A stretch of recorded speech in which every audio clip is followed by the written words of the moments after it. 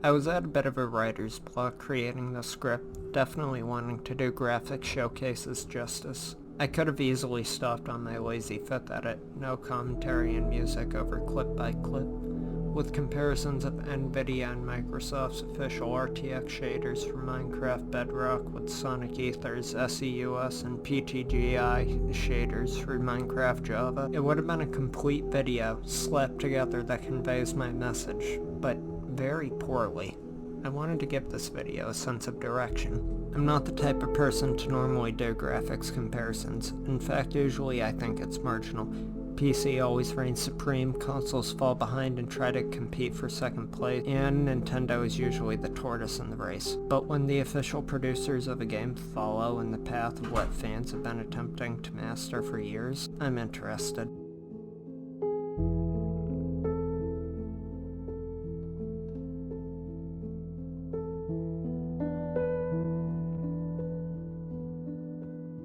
My experiences with Minecraft have been over a decade long, and I've played it on toaster computers and NASA-like computers, mobile consoles, almost every version, and until the past few years, Minecraft was always expected to look a certain way. A pixelated cubic look stylized with flat textures and a cozy rustic bundle. Even when textures have been updated over its 10 years lifespan, it has always maintained its identity. However, ever since Optifine and shaders were added, a new craze has been developing, and taking over in the last few years in particular. Would you believe me right now if I said Minecraft was one of the most realistic, system-intensive games on the market? I bet you would. You're watching this video after all. I've been modding Minecraft Java to run shaders for over a year, and while I will say I do not fully understand the process of making it work, I do greatly appreciate the outcome. I use SEUS with PTGI.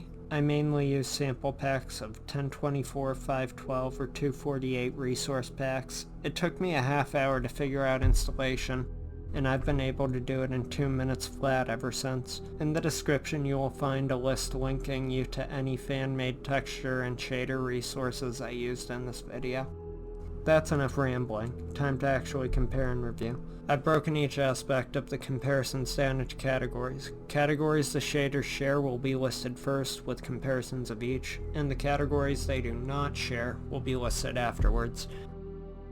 I want to get performance out of the way. Please keep in mind that I did not use a stress test to compare, but enabled frame rates for the test. I played each session multiple times on similar maps to test performance. I did not use the same maps. I did not convert them from Minecraft Bedrock to Minecraft Java worlds. Minecraft Java's performance is notorious for eating up CPU usage and ignoring GPU usage, and it showed in some ways. Java running at 1080 saw a consistent 30 frames per second, highs at 35 and lows at 25.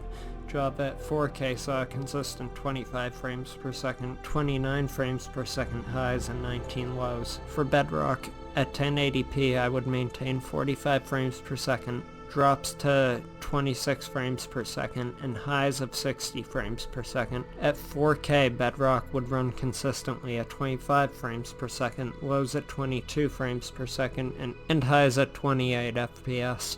To reiterate, at 1080p Java saw consistent 30 frames per second, and at 4K Java saw consistent 25 frames per second, while 1080p Bedrock saw 45 frames per second, and 4K Bedrock saw consistent 25 frames per second. The DLSS upscaling helps increase frame rate in Bedrock, a feature which is missing from Java. Bedrock seems to be the winner in this category, based on frame rate. Now we'll be seeing reflections and transparency. Reflections are designated to blocks in both versions, usually metallic or water blocks. In Java, the water reflections are incredibly vibrant and show off the full color palette and silhouettes of the objects that the surface is reflecting, as well as dynamically reflecting light. Minecraft Bedrock's reflections are much blander in comparison. While they do show silhouettes of objects, it is darker and overlays the Minecraft water glimmer over each block. While in no way bad and would still be considered amazing compared to Minecraft before the shader, it is lackluster in comparison to the SEUS water. Nvidia does shine underwater, however. While SEUS on Java maintains the uniform Minecraft blue blur underwater effect, Nvidia is able to translate light reflections to refractions underwater and add green to the overlay palette. Having water to blur out its imperfections really makes the underwater scene stand out. So to recap, Java's surface water looks superior, while Bedrock's underwater aquatic effects are more aesthetically pleasing. On the topic of surface reflection, Nvidia's reflections have much longer FOV and are much more flat and pristine. Mirrors, when designated texture, show off the full capacity of a block's reflections, showing off the maximum reflection possible. The Java resource packs have incredible detail, surpassing the image quality of Nvidia's. They falter in the reflection distance category, however, with most block surfaces reflections ceasing a few blocks in front of the surface. However, for this test, I was using the outdated PTGI, and allegedly it now supports reflections equivalent to Nvidia's. Limitations for both include only seeing the player model reflect in third person and an ability to view yourself.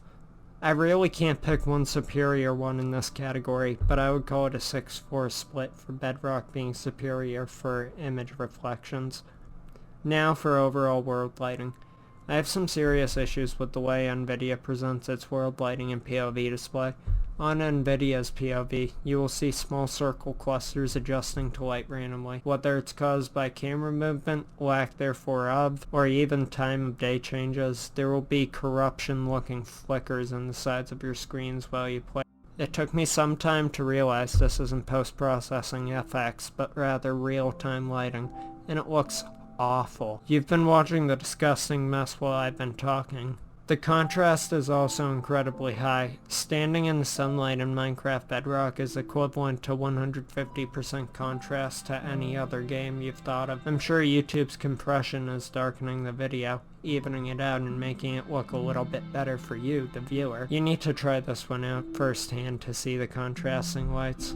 Compare this to the Java shaders, which show crisp, clean imagery and pixel-specific shaders. If you look at shadows, Bedrock creates gradual blobs based on the clusters of blocks, which may save on some resource consumption, but looks worse. SEUS creates blaze of light based specifically on pixel-by-pixel tracing and block transparency based on the resources of the block. It isn't just limited to blocks either. SEUS traces entities pitch perfect, and I'll elaborate more on that with the features lacking in both versions. Java shaders are also able to render the player in real time. When the player stands in the direction of a light source, they will cast a shadow. This is not true in Bedrock. This fine little feature adds a lot of depth into lighting and immersion in one simple way. Bedrock does make light sources at night pop noticeably more via their contrast. Another thing that I will say that the Bedrock release has over the Java version is that cloud ray tracing pokes through much better than Java is able to perceive, not the texture, the lighting. These both, however, lead back into the contrast issues that I began this section speaking about. To reiterate, Java will stick true to Minecraft's block collision mapping, rendering light faster than the alternate, while Bedrock is more rounded and gradual. Now, the final category I'd like to talk about is features missing from the Converse version. SEUS PTGI features real-time item block and entity illumination. For example, you drop a torch in a dark cave, the light travels down with the item and lands at the drop point. You place lighting through a transparent block at night, the lighting will move with the animation. Item lighting is not available in Bedrock, and while there's real-time light tracking, it does not apply to entities or items.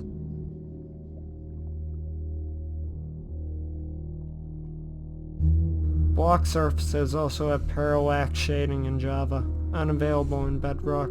Surfaces will have minute imperfections leading to shading based on terrain.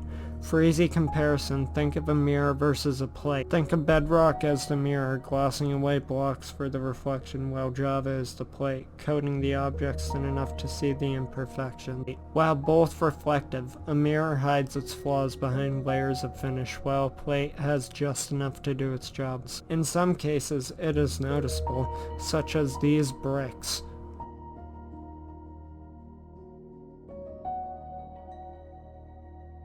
these tree trunks.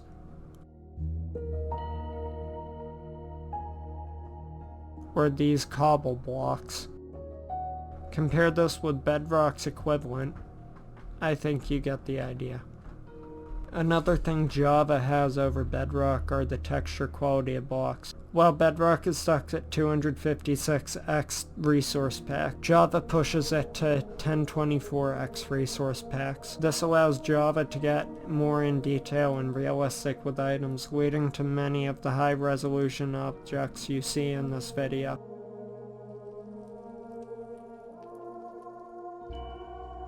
And while not exclusive to either version, I would like to inclusively say that both versions run at the same frame rate in 4K, where DLSS is absent from the Bedrock version on my GPU. One thing that the Bedrock ultimately surpasses Java in is its performance. While visuals are essential in a graphics comparison guide, it is just as important to note how intertwined it is with performance. The DLSS upscaler included in the stable Nvidia Minecraft Bedrock Edition sees frame rates grow by 10 to 20 frames per second on average. This is the definitive Minecraft RTX feature. That being said, it still has enormous flaws with its advantages. I also need to note how many bugs I ran into in the Minecraft RTX beta. Although it's a beta, it's important to document. Ores glow at all times, even in absolute darkness. I'm not quite sure if this is a bug or a stylistic choice, however it ruins immersion. If RTX players get an advantage of spotting a valuable ore glowing from the corner of their screen, it puts every other player at a disadvantage and creates a lesser sense of immersion, as these ores do not glow in the dark in real life. Chunks will also render shadows and lighting for the chunk's pre-rendered time of day until reloaded. Once reloaded, it still updates gradually and increases tick speed. Take a look at this clip for a moment, where shadows render at the lighting they were initially loaded at and take longer to update. Hands also clip through blocks, which is one of the very first issues the Mojang team identified. It is currently on their patch list as of writing, and it is still just as annoying if you wish to play Minecraft in first person. It's not the end of the world, but it's still an issue to be solved. Another major final thing is the base contrast and filmic grain being too high. I know I mentioned this before, however the base brightness at default is almost unplayable already. It looks offensive with the lighting updating slowly and briefing as if it's artificial as opposed to natural. And yes, of course I know it's just a video game. And my final gripe about the official's release is that the game's resolution is based off your display monitor's resolution. This may sound like a minor gripe or a non-issue for some people, but whenever I play Minecraft Windows 10 in 1080p mode, I would have to go into my settings and click multiple buttons to allow changes, launch and play the game, then make sure to undo all the settings afterward. Minecraft Bedrock Edition RTX shows promise, however it hasn't quite met its conclusive goal yet. While it surpasses an FPS and the occasional feature here and there, like surface image reflections, cloud tracing, and underwater reflections, it hasn't fulfilled the ability of SEUS on Java. When it is able to achieve pixel-perfect tracing, item illumination, and real-time silhouettes, it will have achieved its goal of becoming the ultimate and official shader plugin. Right now it has only achieved the latter of those two.